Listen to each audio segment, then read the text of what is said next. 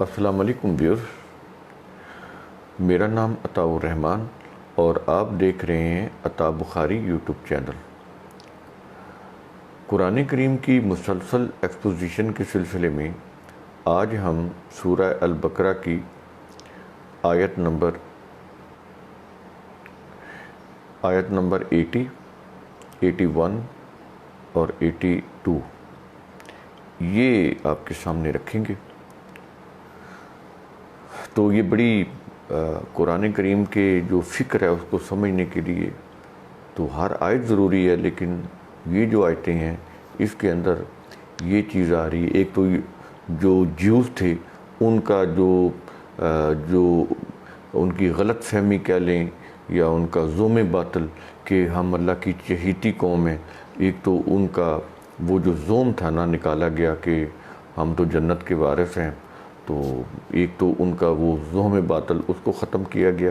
اور اگلی جو دو آیتیں ہیں 81 اور 82، اس کے اندر اصحاب الجنہ پہلے اصحاب النار کی بات کرتا ہے اور 82 میں اصحاب الجنہ کی بات کرتا ہے۔ تو آئیے ہم دیکھتے ہیں کہ یہ یہودیوں کا زوم باطل کس طرح سے اس کو اللہ نے کنڈیم کیا، اور اصحاب النار اور اصحاب الجنہ یہ کس طرح سے اس کو ڈسکرائب کرتا ہے قرآن کریم۔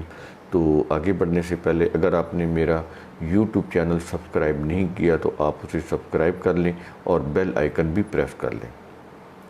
تو آیت 80 آیت جو ہے وہ یہاں سے شروع ہوتی ہے، وَقَالُوا لَن تَمَسَّنَا النَّارُ إِلَّا أَيَّامًا مَّعْدُودَةً۔ یہ جو جیوز ہیں ان کے بارے میں کہا جا رہا ہے کہ وہ کہتے ہیں کہ ہمیں بس ایسے گنتی کے چند دن ہیں، تو ان میں اس کے علاوہ ہمیں آگ نہیں چھوئے گی، یعنی اگر ہم جہنم میں گئے بھی نا تو بس ایسے گنتی کے چند دن وہاں پہ رہیں گے، ہمارے جو سفارشی ہوں گے جو اللہ کے مقربین ہیں وہ ہمیں چھڑا لیں گے۔ یہ یہودیوں کا زوم تھا جس کو یہاں پر کنڈم کیا جا رہا ہے، اور دیکھ رہے ہیں کہ یہی خوش فہمی، یہی زوم باطل آج ہم مسلمانوں میں ہیں کہ ہم رسول کی امت ہیں، تو ہم جو بھی کریں ہم رسول کے عاشق ہیں، اس کی امت ہیں، ہمارے رسول جو ہیں وہ اللہ سے ہمیں چھڑا لیں گے۔ یہی ہے نا، نعتوں میں بھی یہی ہے، قوالیوں میں بھی یہی ہے، اور یہ جمعے کے وعظوں اور خطبوں میں اور اسی کے اوپر پھر وہ درود شریف بھی ان کو پڑھاتے ہیں، بالآخر ہے نا یہ چیزیں عقیدت کی پیدا کر کے اس طرح سے پھر وہ لوگوں کو یہ چیزیں بتاتے ہیں۔ یعنی اللہ کا قانون مکافات عمل کے بالکل خلاف یہ چیزیں دی ہوئی، چونکہ یہ ایزی وے ہے، بڑا آسان ہے چھوٹنا، کوئی بھی آپ جرم کریں تو بس آپ چونکہ رسول کے امتی ہیں تو رسول جو ہے مجرمین کو چھڑا لیں گے، اللہ کا قانون مکافات عمل تو دیکھتا ہی رہ جائے گا۔ تو اس چیز کو جیوز سے شروع کر رہا ہے اور آج ہمیں سنا رہا ہے، اور قیامت تک کے لوگوں کو یہ سنا رہا ہے۔ یہ ہے قرآن کا اعجاز، کو وہ ایسے انداز سے بات کرتا ہے کہ وہ بات کسی قوم یا زمانے تک محدود نہیں ہوتی، ہمیشہ کے لیے ہوتی ہے۔ قرآن کے اصول پرپیچول ہیں، فار ایور ہیں۔ تو یہاں پر ان کا یہ زوم باطل قرآن نے اس کو یوں کنڈیم کر دیا، کہتا ہے ایسا نہ سمجھو، ایسا نہیں ہے۔ کہتا ہے قُلْ اتخذتم عند اللہ عہدا، تم نے کیا اللہ سے کوئی عہد لیا ہوا ہے؟ اللہ نے تم سے کوئی عہد کیا ہوا ہے کہ تم جو کچھ کرو تو وہ ایسے تمہیں چھوڑ دے گا، اس کا قانون مکافات عمل اس کی پکڑ سے تم بچ جاؤ گے؟ تم نے کوئی اللہ سے عہد لیا ہوا ہے، تم اس طرح کی باتیں کر رہے ہو؟ کہتا ہے ایسا کچھ بھی نہیں ہے۔ آگے کہہ رہا ہے فَلَن يُخْلِفَ اللَّهُ عَهْدَهُ، اللہ اپنے عہد کے خلاف نہیں کرتا۔ یہاں پر کیا بتا رہا ہے کہ وہ تو رول آف لا کا اللہ ہے، اس کے ہاں تو کوئی سفارش اور اس طرح کی ورشپ کو دیکھ کے خوش ہو جائے گا تو وہ تمہیں چھوڑ دے گا، یا اس طرح کی تمہاری کوئی سفارش یا شفاعت سے وہ تمہیں چھوڑ دے گا، اس کا قانون مکافات عمل اس سے تم بچ جاؤ گے، بالکل نہیں۔ کہتا ہے کہ اللہ نے کوئی ایسا عہد نہیں کیا ہوا تم سے، اور پھر یہ بھی بتا رہا ہے کہ اللہ اپنے عہد سے اس کی خلاف ورزی نہیں کرتا، اس کے ہاں رول آف لا ہے، اس کے ہاں اصول ہیں، قوانین ہیں، ضابطے ہیں پرماننٹ، وہ بدلتے نہیں. یہ چیز کہتا ہے کہ ام تقولون علی اللہ ما لا تعملون، ام تقولون علی اللہ ما لا تعلمون. کہتا ہے کہ تم وہ باتیں کہتے ہو، تم نہیں جانتے جو تم کہتے ہو. کیا تمہیں پتہ نہیں ہے کہ تم کیا کہہ رہے ہو؟ تم جانتے نہیں ہو. تو یہ ہے کہ تم اللہ پر وہ باتیں کہہ رہے ہو، اس کے اوپر وہ بہتان باندھ رہے ہو، ایسی غلط باتیں پھیلا رہے ہو جیسے ہم نے تم سے کوئی عہد کر رکھا ہے کہ ہم کوئی سفارش مان کے، کوئی شفاعت مان کے تمہیں چھوڑ دیں گے. تو ہم نے تو کوئی ایسا کوئی عہد نہیں کیا تم سے. تم اپنی طرف سے یہ چیزیں کر رہے ہو، اللہ کے اوپر جھوٹ باندھ رہے ہو. تو اور تمہیں پتہ ہے کہ تم یہ جھوٹی باتیں کر رہے ہو. یہ چیز ہے ما لا تعلمون، تم جانتے ہی نہیں. کیا تم جانتے نہیں؟ تم اس طرح کی باتیں کر رہے ہو. تو یہ اس آیت کے اندر آگے ہے. آیت نمبر 81 کے اندر ہے بلا من کسب سیئۃ وأحاطت بہ خطیئاتہ. اب یہ دیکھیں اللہ کا قانون مکافات عمل کس طرح سے سمجھا رہا ہے. کہتا ہے ہاں، جس نے، کوئی وہ فرد واحد ہو یا قوم ہو، جس قوم نے بھی من کسب سیئۃ، جس قوم نے بھی سیاکاری کو اختیار کیا، سیئات کو اختیار کیا، غلط چیزوں کو اختیار کیا، تو کیا ہوگا؟ وَأَحَاطَتْ بِهِ خَطِيئَاتُهُ، تو اس قوم کی جو خطائیں ہیں وہ ان کو گھیر لیں گی. یہ ہے وَأَحَاطَتْ، کیا ہوتا ہے؟ چاروں طرف سے گھیر لینا. کہتے ہیں نا کہ پولیس نے احاطہ کر لیا مجرموں کا، تو وہ کیا کرتی؟ چاروں طرف سے ان کو گھیر لیتی ہے. سراؤنڈڈ بائی، چاروں طرف سے مجرم گھیرے جاتے ہیں. کہتا ہے تمہارے غلط عمل، تمہاری سیئات، وہ چاروں طرف سے، تمہاری خطائیں چاروں طرف سے تمہیں گھیر لیتی ہیں، اور اس طرح سے گھیرتی ہیں کہ تم بچ کے نہیں نکل سکتے، تمہیں کوئی اسکیپ نہیں ہوتا.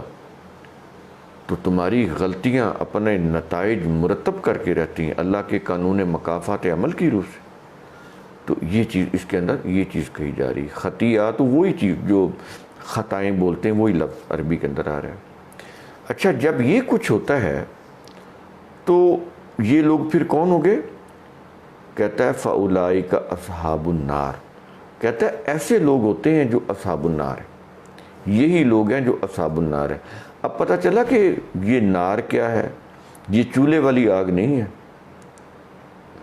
انہوں نے تو ایسے بنایا نا، اللہ نے جہنم دہکایا ہوا ہے، یہ چولہے والی آگ دہکائی ہوئی ہے، اور اس میں وہ جہنم میں لوگوں کو پھینک دے گا. بالکل ایسی بات نہیں ہے. جہنم میں یہ چولہے والی آگ نہیں ہے. جہنم کوئی ایک بلڈنگ نہیں ہے جس کے اندر اللہ نے آگ دہکائی ہوئی تو اس کے اندر وہ ان کو پھینک دیا جائے گا. یہ وہ آگ ہے، یہ استعارہ ہے، میٹافور ہے، میٹافوریکلی بات کر رہا ہے. اصحاب النار میٹافوریکلی کہہ رہا ہے کہ آگ والے. یہ آگ جیسے آپ کہتے ہیں غصے کی آگ، انتقام کی آگ، کہتے ہیں نا انتقام کی آگ، جنگ کے شعلے. تو جنگ کی آگ بھڑکائی، نفرت کی آگ بھڑکائی، یہ ہم بولتے ہیں. اب وہ کچھ چولہے والی آگ ہوتی ہے. یہ ہے وہ جو سیئات کی آگ ہے، جو خطاؤں کی آگ ہے، غلط کام جو آگ کی طرح برستے ہیں انسانوں کے اوپر، جس میں وہ گھر جاتے ہیں. اس کو قرآن آگ بول رہا ہے. کوئی بھی غلط کام، سیئات ہے نا، من کسب سیئۃ، یہ سیئات جمع ہے، سیاکاریاں، غلط کام. تو ان میں جب گھرتا ہے تو وہ ایسے ہی ہے جیسے آگ ان کو گھیر لیتی ہے. تو یہ اس طرح کے الفاظ ہیں اصحاب النار، کہ وہ آگ میں گھر جاتے ہیں. غلط کاموں کی جو دہکائی ہوئی آگ ہے اس کے اندر. تو وہ چولہے والی آگ تو نہیں ہے. جنگ کے شعلے، وہ کوئی ایسے شعلے، آگ کے شعلے تھوڑے اوپر اٹھ رہے ہوتے ہیں. وہاں تو بندے قتل ہو رہے ہوتے ہیں، گردنیں اڑ رہی ہوتی ہیں. شعلے تو نہیں ہوتے، لیکن شعلے بولتے ہیں ہم کہ جنگ کے شعلے بلند ہو گئے، یعنی قتل و غارت جو ہے وہ تیزی سے ہونے لگ گئی. تو یہ چیز ہے. اس میں تباہی ہوتی ہے، اس تباہی کو قرآن آگ سے تشبیہ دیتا ہے۔ تو ان کو پھر جب ان کی جو خطائیں ہوتی ہیں، ان کی جو سیئات ہوتی ہیں، ان کو جب گھیر لیتی ہیں، ایسے لوگوں کو، ایسی قوم کو قرآن اصحاب النار کہتا ہے۔ اب سمجھ آئی کہ کیا چیز ہوتی ہے النار، جس کو قرآن النار بولتا ہے۔ انہوں نے وہ چولہے والی آگ بنائی، قرآن کے یہ آئیڈیالوجی کے خلاف ہے۔ ہر انسان اپنے غلط عمل کی آگ میں جلتا ہے، قرآن اس کو آگ بولتا ہے، غلط عمل کی آگ کو، اس کے نتیجے کو آگ بولتا ہے۔ اور آگے کہہ رہا ہے ہم فیہا خالدون، چونکہ ان کا مہلت کا وقفہ ختم ہو گیا، ان کے پاس اب یہ دوبارہ صحیح کام کرنے کا وقت ہی نہیں بچا، تو اس لیے ہم فیہا خالدون، اب وہ ہمیشہ ہمیشہ اسی اپنے غلط عمل کی آگ میں جلیں گے، یہ کہہ رہے ہیں۔ آگے آیت نمبر 82 آ جاتی ہے، اس کے اندر اصحاب الجنہ کا ذکر ہے۔ جنت کا مطلب ہوتا ہے باغ، جنات باغات، درخت۔ تو آپ کہتا ہے کہ والذین آمنوا وعملوا الصالحات، جو لوگ ایمان لائے، ایمان کیا ہوتا ہے؟ اللہ کے قوانین کو، وہ کہاں پہ؟ قرآن کے اندر، ان کو سننا، سمجھنا، ان کے اوپر غور و فکر کرنا، پھر اس کی روح سے ان کے اوپر عمل کرنا، یہ ایمان ہے۔ قرآن پڑھنا ایمان نہیں ہے، لا الہ الا اللہ محمد رسول اللہ کلمہ پڑھنے سے ایمان نہیں آتا، یہ مذہب کی چیزیں ہیں۔ ایمان کیسے آئے گا؟ قرآن کو سمجھیں گے، اس کے اندر جتنے بھی قوانین اور ضابطے دیے ہیں ان کو سمجھیں گے، اس کی روح سے پھر اللہ سے عہد کریں گے کہ اس کے لیے میں اپنی سب سے پہلے تو مال، اگر ضرورت پڑی تو جان بھی قربان کر دوں گا، یہ جو اللہ سے عہد ہے اور اس کے اوپر ڈٹ جانا ہے، اس کے اوپر عمل کرنا ہے، اب یہ ایمان بن جائے گا۔ اب سمجھ آئی ایمان کس کو قرآن کہتا ہے؟ یہ ایمان ہوتا ہے۔ یہ کلمہ پڑھ کے جو ایمان لانے والی بات ہے نا، یہ تو قرآن نے کہیں بھی نہیں کہی۔ تو یہ چیز ہے اللہ کے ساتھ عہد کرنا، لیکن وہ صورت میں ہوگا نا جب اللہ کے قوانین کو آپ سمجھیں گے۔ آپ کو پتہ ہی نہیں قرآن میں اللہ کے قوانین کیا ہیں، تو اللہ سے آپ عہد کیا کریں گے؟ اللہ سے عہد کرنے کا مطلب ہے کہ وہ نظام جو قرآن کی روح سے قائم ہوتا ہے اس کو فالو کرنا۔ اب اس سے پتہ چلے گا کہ آپ نے اس نظام کے ساتھ جب عہد کیا ہے، اگر نہیں ہے تو انڈیویجولی جس حد تک ہو سکتا ہے آپ اللہ کے قوانین جو قرآن کے اندر ہیں اس کو فالو کریں۔ اگر نظام ہے تو پھر نظام کو فالو کریں گے۔ انڈیویجولی فالو کر رہے ہیں قرآن کو، تو اس کے لیے قرآن میں اتباع کا لفظ ہے۔ اگر قرآن کی روح سے نظام قائم ہے کسی اسٹیٹ کے اندر، کسی سوسائٹی کے اندر، اس نظام کو جب فالو کریں گے تو یہ اطاعت ہو جائے گی۔ تو یہ اتباع علیحدہ چیز ہے، اتباع انڈیویجول ہوتی ہے، اطاعت نظام کی ہوتی ہے۔ اگر نظام نہیں ہے تو پھر آپ اتباع کریں گے قرآن کی، جیسے قرآن کہتا چلا جاتا ہے ویسے آپ کرتے چلے جائیں گے، جس حد تک بھی آپ کر سکتے ہیں سوسائٹی کے اندر رہتے ہوئے۔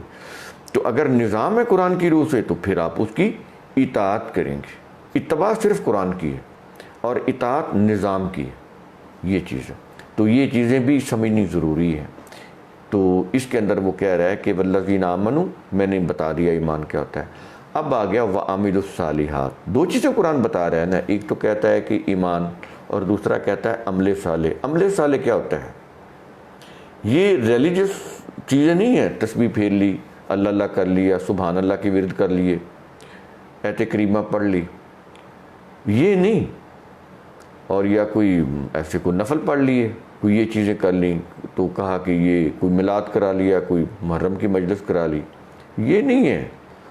وعملوا الصالحات ہے، صالحات صلاحیت بخش کام، کنسٹرکٹیو ورک، ہیومن ڈیولپمنٹ۔ جب آپ تعمیری انداز سے، مثبت انداز سے سوچیں گے، تعمیری سوچ اپنائیں گے، تعمیری کام کریں گے، اپنی اخلاقی تربیت کریں گے، اخلاقی طور پر اس لیول پر ہوں گے کہ آپ اچھے کام کر سکیں، تعمیری کام کر سکیں، جن کاموں کا آپ کی اپنی ذات کو بھی فائدہ ہو اور پورے معاشرے کو بھی فائدہ ہو۔ یہ نہ ہو کہ آپ اپنے مفاد کے لیے بس رشوت لے کے گھر آ جائیں کہ جی اس کا بھی کام ہو گیا اور میرا بھی کام ہو گیا، تو اتنے پیسے بھی مجھے مل گئے، تو یہ تو عمل صالح نہیں ہے، کیونکہ اس میں آپ نے کسی کا حق غصب کیا ہے۔ عمل صالح وہ ہوتا ہے کہ جو آپ کے بھی لیے فائدہ مند ہو اور باقی سارے انسانوں کے لیے بھی فائدہ مند ہو، اس کو قرآن عمل صالح بولتا ہے۔ تو ایسے صلاحیت بخش کام کرنا، عقل و فکر کی روح سے قرآن کے اصولوں اور ضابطوں کی ماتحتی میں ان کو پیش نظر رکھنا کہ فلاں کام میں قرآن کے اصول اور ضابطے کیا ہیں، ان کی روح سے پھر عقل و فکر سے کام لے کر پلاننگ کرنا، ڈیولپمنٹ کرنا، یہ چیزیں جو ہیں عمل صالح کے اندر آتی ہیں، یہ ہوتی ہیں عمل صالح۔ تو اس کے اندر تو پھر ہیومن ڈیولپمنٹ آ گئی، بڑا جامع لفظ ہے ہیومن ڈیولپمنٹ کا۔ تو یہ کرنا، کہتا ہے جب یہ کرو گے تو ایسے کرنے والی جو قوم ہوتی ہے، اس کے جو افراد ہوتے ہیں وہ کیا ہوتے ہیں؟ اولئک اصحاب الجنہ، وہ اصحاب الجنہ ہوتے ہیں، جنت کے لوگ ہوتے ہیں وہ اصحاب الجنہ۔ تو ایسے لوگ ہوتے ہیں اصحاب الجنہ۔ اب قرآن دیکھیں اصحاب الجنہ جب بولتا ہے تو پیچھے اس کی پوری وضاحت کر کے آ رہا ہے کہ وہ ایمان لاتے ہیں، عمل صالح کرتے ہیں۔ میں نے دونوں کا میننگ سمجھا دیا، کانسیپٹ کلیئر کر دیا، ایمان لانا کیا ہے اور عمل صالح کیا ہے، اور ایسا جب کرتے ہیں تو وہ لوگ کیا کہلاتے ہیں؟ اصحاب الجنہ۔ اور پیچھے اصحاب النار کون ہیں؟ جو سیئات اختیار کرتے ہیں، غلطیاں کرتے ہیں، پھر ان کو غلطیوں کو چھوڑتے نہیں، ان کے اوپر مصر رہتے ہیں، ٹھیک ہے، اور غلطیوں پر غلطیاں کرتے چلے جاتے ہیں۔ ایسے لوگ کیا ہوتے ہیں؟ ان کو ان کی جو غلطیاں ہوتی ہیں وہ چاروں طرف سے گھیر لیتی ہیں، ان کو قرآن اصحاب النار بولتا ہے۔ یہ چیزیں سمجھنے کی ہیں۔ یہ کہتے ہیں نا قرآن بات کو واضح نہیں کرتا، یہ یوں واضح کر رہا ہے کہ اصحاب النار کہتا ہے تو پیچھے بتا رہا ہے کون ہے، کہ جو سیئات کماتے ہیں، غلط سیاکاریوں میں پڑے ہوتے ہیں، اور جو غلطیاں در غلطیاں کرتے چلے جاتے ہیں، رکتے نہیں ہیں، ایک غلطی کی رکے نہیں، پھر اور غلطی کی۔ کس لیے کرتے ہیں؟ ان کا مفاد ہوتا ہے، ایسے نہیں غلطی کرتے، اپنے مفاد پرستیوں کے لیے غلطیوں پر غلطی کرتے چلے جانا، اپنے مفاد پرست جذبات کو اپنے اوپر غالب کر لینا، ان سے تو پھر وہ اصحاب النار ہی بنیں گے۔ وہ جو ان کے بھڑکتے جذبات ہیں اس میں گر جاتے ہیں، ان کے شعلوں میں گر جاتے ہیں، تو یہ پھر اسی میں رہتے ہیں۔ تو یہ دونوں چیزیں آپ کو قرآن یہاں پر بتا رہا ہے کہ اصحاب النار کون ہوتے ہیں اور اصحاب الجنہ کیا ہوتے ہیں۔ اور پیچھے سے وہ جو جیوز کا جو وہ جو بڑا ان کا زوم تھا، جس کے اوپر بڑے پراؤڈ ہوتے تھے کہ ہم تو اللہ کی چہیتی قوم ہیں اور اللہ تعالیٰ جو ہے وہ ہمیں جہنم میں نہیں پھینکے گا، تو اگر ہم گئے بھی تو جہنم کی آگ ہمیں سوائے چند دنوں کے نہیں چھو سکتی، ہم تو ہماری سفارش ہو جائے گی، شفاعت ہو جائے گی، ہم واپس جنت میں آ جائیں گے۔ تو یہ چیزیں اس طرح سے یہ جو 3 آیات ہیں یہ آپ کے سامنے پورا ہم نے کانسیپٹ رکھ دیا۔ امید ہے آپ کو ان 3 آیات کا کانسیپٹ اچھی طرح سے کلیئرٹی کے ساتھ سمجھ آیا ہوگا۔ تو اس طرح سے آپ قرآن کریم کے جتنے بھی حقائق اور معارف ہیں ان کو آپ سمجھ سکتے ہیں، ان کے کانسیپٹ کو کلیئر کر سکتے ہیں اگر آپ خود غور و فکر کریں گے۔ صرف میرے بتانے پہ نہیں رہنا آپ نے، میں نے تو آپ کو گائیڈ کرنا ہے۔ تو جب تک آپ اس کے اوپر خود غور و فکر نہیں کریں گے اس وقت تک قرآن سمجھ میں نہیں آئے گا۔ جب میں یہاں پر کوئی آیت پڑھتا ہوں تو بے شک آپ خود بھی وہ آیت نکال لیا کریں، اس کا جیسا بھی ترجمہ وہ بھی دیکھ لیا کریں۔ تو میں تو ترجمہ نہیں کرتا، میں تو کانسیپٹ کلیئر کرتا ہوں، تو ترجمہ بھی آپ کے سامنے نظر، آپ کمپیریزن کر لیا کریں کہ میرا جو دیا ہوا کانسیپٹ ہے جو میں نے عربک لینگویج کی روح سے آپ کے سامنے رکھنا ہوتا ہے، تراجم ہوتے ہیں روایتوں کی روح سے، یہ سمجھ لیں۔ ہمارا جو ویڈیوز کا جو طریقہ کار ہے وہ اور جو مروجہ مذہبی تراجم ہے اس کا ڈیفرنس میں آپ کو بتا رہا ہوں۔ تراجم کس کی روح سے ہوئے ہیں؟ وہ ہوئے روایات کی روح سے۔ ہم قرآن کے کانسیپٹ کس کی روح سے بتا رہے ہیں؟ روایات کی روح سے نہیں بتا رہے۔ آپ نے دیکھا ہم نے کسی روایت کا، کسی مذہبی کتابوں کا کوئی حوالہ نہیں دیتے، تو آپ کے سامنے قرآن کو قرآن کی روح سے سمجھاتے ہیں۔ قرآن کی جو لسان عربی مبین ہے، عربی زبان، اس کی روح سے سمجھاتے ہیں، تو اس سے کانسیپٹ کلیئر ہو جاتا ہے۔ ترجمے روایتوں کی روح سے ہیں، ترجموں کے اوپر بھی آپ نظر رکھیں، لیکن جب یہ کانسیپٹ ادھر سے آپ دیکھیں گے آپ کو فوراً ایک تو آپ کمپیریزن کر لیں گے، دوسرا آپ جب غور کریں گے تو خود ہی صحیح نتیجے کے اوپر پہنچ جائیں گے۔ یہی چیز ہے حق کو معلوم کرنے کی، جانچنے کی، پرکھنے کی اور صحیح ریشنلی کسی نتیجے کے اوپر پہنچنے کی۔ یہی طریقہ ہوتا ہے۔ تو اس سے کیا ہوگا، آپ کے اندر ایک ریشنلزم پیدا ہوگا، آپ چیزوں کو سوچنے، سمجھنے، جانچنے، پرکھنے کے قابل ہو جائیں گے اور خود سے ڈیسیژن کرنے کے قابل ہو جائیں گے۔ میرے ان ویڈیوز کا ایک مقصد یہ بھی ہے کہ یہ جو ہم نے ڈپینڈنسی کی ہوئی ہے نا، اپنے آپ کو ڈپینڈنٹ بنایا ہوا ہے کہ وہ فلاں عالم سے پوچھیں، فلاں مولوی صاحب سے پوچھیں، تو ہم انڈیپینڈنٹ ہیں، ہم آزاد نہیں ہیں، محکوم ہیں، غلام ہیں مذہبی پیشواؤں کی۔ تو میں یہ چاہتا ہوں کہ آپ کی یہ محکومی غلامی ختم ہو، یہ بدترین غلامی ہے، یہ جو مذہبی غلامی ہے، جو محسوس بھی نہیں ہوتی انسان کو میں بہت بڑا غلام ہوں مذہبی پیشواؤں کا، میں آپ کو ان سے نکالنا چاہتا ہوں۔